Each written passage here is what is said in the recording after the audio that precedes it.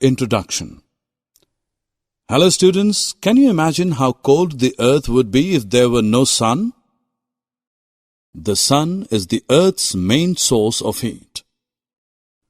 Only a little of the sun's heat reaches the earth. However, this is enough for life to exist on earth. Other sources of heat are fire and electric heater. In this lesson, we will study about heat and its measurements.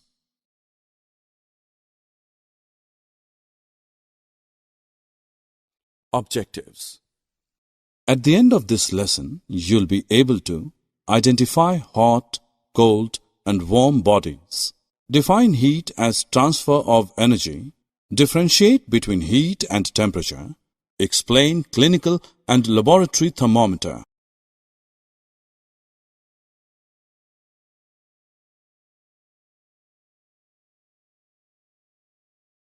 The sun, burning fuels, electricity, and mechanical work are sources of heat.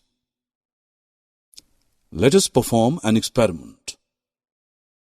We keep tin or aluminium sheet out under sun and touch after some time.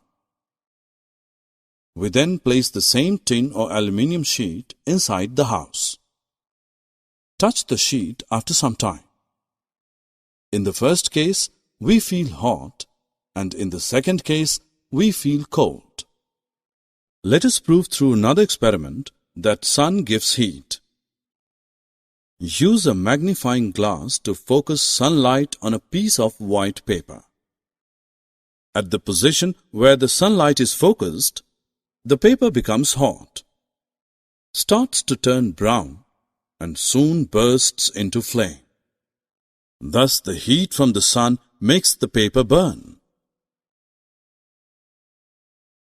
Man can generate heat by burning wood, coal, and gas. Wood, coal, and gas are called fuels. Fuels burn in machine to make them work. A motor car runs by burning fuel. An aeroplane flies by burning fuel. Electricity also gives heat. Man uses electricity to cook the food and to work the machines.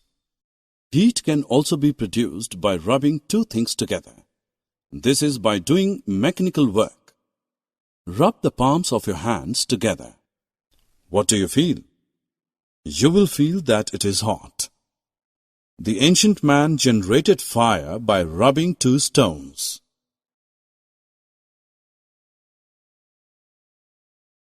You must have held both ice and hot cup of coffee.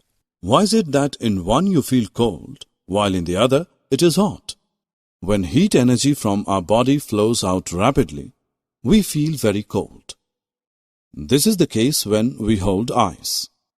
Ice on the palm gives a sensation of cold because heat from your body flows out of your body to the ice. With this heat, the ice on your palm melts. When the heat energy flow from outside into our body is rapid and more, we feel very hot. This is the case when we hold cup of coffee. The heat from tea or coffee flows to tea to the hand. Thus, it is the flow of heat energy which determines the cold or hot.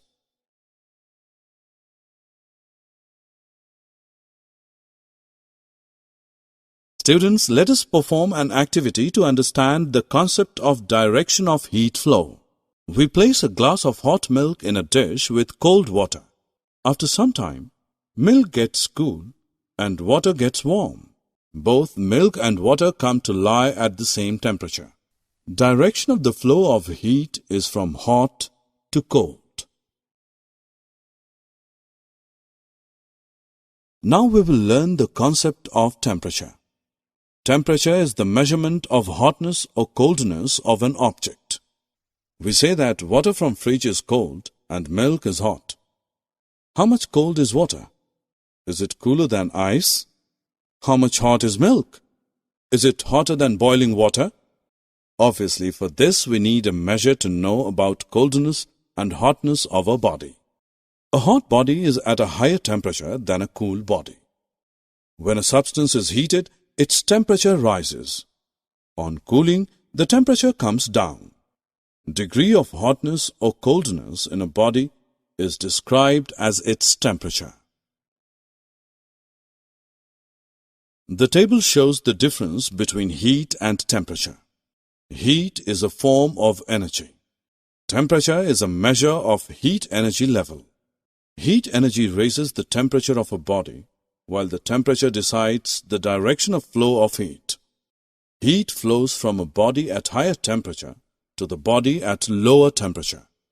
Heat is measured in joules. Temperature is measured in degrees Celsius or Kelvin. Now that we have learnt about temperature, let us look at the device used to measure temperature. It is called a thermometer. The most common use of thermometer is to measure our body temperature.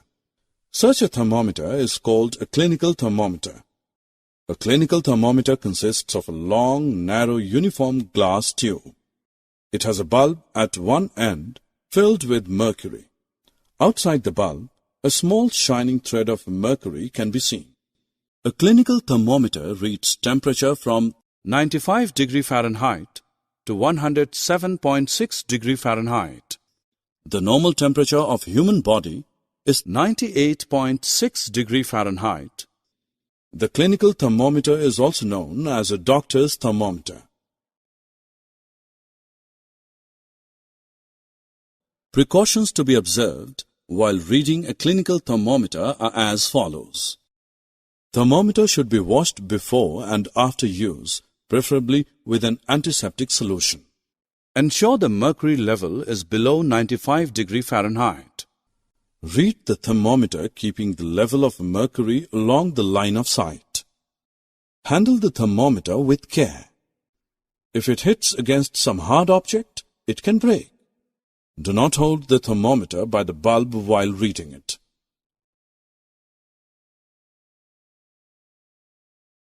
Let us now discuss laboratory thermometer. A laboratory thermometer is used for measuring the temperature in a science laboratory. It is similar to clinical thermometer but is long and narrow. A laboratory thermometer reads temperature from -10 degrees Celsius to 110 degrees Celsius.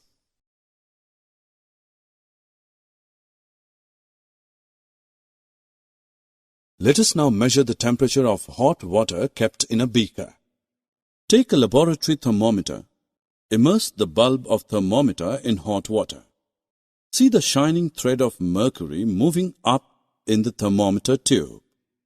After some time, the mercury thread will stop rising and stand at one place. Read the temperature on thermometer tube, which corresponds to the top of mercury thread. This is temperature of hot water.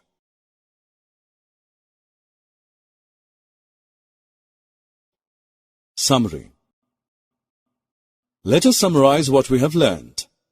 You feel cold, warm and hot. Heat flows from hot to cold. Temperature is the measure of heat. A hot body is at a higher temperature than a cool body. Thermometer is used to measure the degree of heat in a body. Clinical thermometer is used to measure a body temperature. The range of this thermometer is 95 degree Fahrenheit to 107.6 degree Fahrenheit. For other purposes, we use laboratory thermometers. The range of laboratory thermometer is -10 degrees Celsius to 110 degrees Celsius. The normal temperature of human body is 98.6 degree Fahrenheit.